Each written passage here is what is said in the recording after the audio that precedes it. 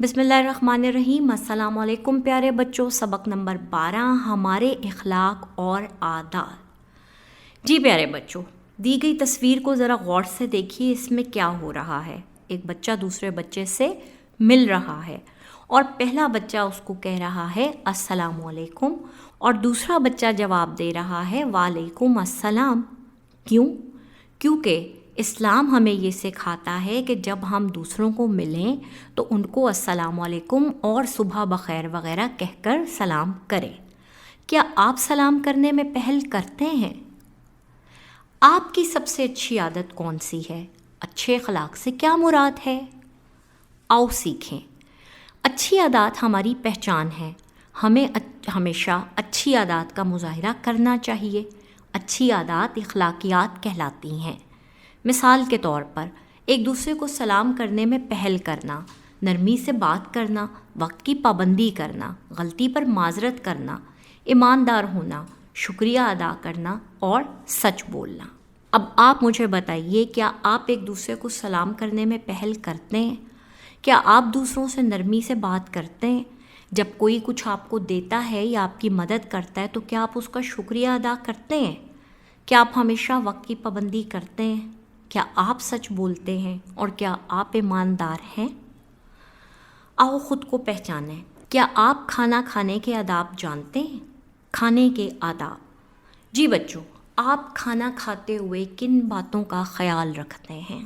کھانا کھانے کے وقت درج ذیل باتوں کا خیال رکھنا چاہیے۔ ہاتھ دھوئیں۔ کیا آپ اچھی طرح صابن سے ہاتھ دھوتے ہیں؟ بھوک کے مطابق کھانا پلیٹ میں ڈالیں، یعنی پلیٹ کو منہ تک نہ بھریں۔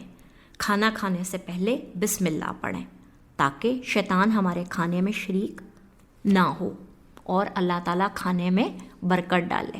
کھانا کھاتے وقت باتیں نہ کریں، کیونکہ اگر ہم کھانا کھاتے وقت باتیں کرتے ہیں تو خوراک کے ذرات سانس کی نالی میں جانے کا خدشہ ہوتا ہے۔ کھانا منہ بند کر کے کھائیں، کھانا ضائع نہ کریں۔ جی پیارے بچوں، اللہ کے نبی اور ہمارے پیارے رسول حضرت محمد صلی اللہ علیہ وآلہ وسلم خاتم النبیین نے اپنی ساری عمر ہمیں یہی درس دیا ہے کہ ہمیں اپنے کھانے کو ضائع نہیں کرنا چاہیے۔ اگر ہمارا کھانا بچ جاتا ہے تو ہمیں وہ کھانا دوسروں کو دے دینا چاہیے۔ کھانا کھا کر اللہ تعالیٰ کا شکر ادا کریں۔ کیوں؟ تاکہ اللہ تعالیٰ ہم سے خوش ہو اور ہمیں اس سے بھی زیادہ اچھی اچھی چیزیں کھانے کو دے۔ کھانا کھانے کے بعد دسترخوان سمیٹیں۔ کیوں؟ کیونکہ دیکھیں، آپ کی والدہ نے بہت محنت کر کے، کام کر کے آپ کے لیے کھانا تیار کیا، اسے دسترخوان پر چنا، سجایا، اور وہ تھک جاتی ہیں۔ تو ہمیں چاہیے کہ ہم اپنے ماں باپ کا ہاتھ بٹائیں، ہم اپنی والدہ کی مدد کریں، اور جب ہم کھانا کھا لیں تو اس کے بعد ہم کھانے کے برتن اٹھانے میں اپنی والدہ محترمہ کی مدد کریں۔ غیر صحت مند خوراک کھانے کے نقصانات۔ جی پیارے بچوں، کچھ بچے تو ایسے ہیں جو پھل، سبزیاں، دودھ، انڈے، گوشت کھانا پسند کرتے ہیں، لیکن کچھ بچے ایسے بھی ہیں جنہیں بوتلیں، برگر اور پیٹزا وغیرہ زیادہ پسند ہے۔ تو آئیے جانتے ہیں کہ یہ جو بوتلیں، برگر اور پیزا وغیرہ ہیں، ان کو کھانے سے ہمیں کیا نقصانات پہنچتے ہیں۔ اللہ تعالیٰ نے ہمیں بہت سی نعمتیں دی ہیں، جن میں سے صحت سب سے بڑی نعمت ہے۔ صاف ستھری اور متوازن غذا یعنی دودھ، انڈے، گوشت، پھل اور سبزیاں وغیرہ ہمیں صحت مند رہنے میں مدد دیتی ہیں۔ غیر صحت مند خوراک ایسی خوراک ہوتی ہے جس کو کھانے سے ہماری صحت خراب ہو سکتی ہے اور ہماری جسم اور دماغ کی نشو و نما رک جاتی ہے۔ یعنی ہم بیمار ہو سکتے ہیں، ہمارا قد بڑھنا رک سکتا ہے۔ ہمیں ایسی خوراک کھانے سے پرہیز کرنا چاہیے، مثلاً بوتلیں، برگر اور پیزا وغیرہ۔ تو اب آپ مجھ سے وعدہ کریں کہ آپ ہمیشہ صاف ستھری اور صحت مند خوراک کھائیں گے۔ بیت الخلاء کا استعمال۔ بیت الخلاء استعمال کرنے کے آداب۔ بیت الخلاء استعمال کرنے کے کچھ آداب ہیں۔ بیت الخلاء جانے کی دعا پڑھیں، استعمال کے بعد اسے صاف کریں۔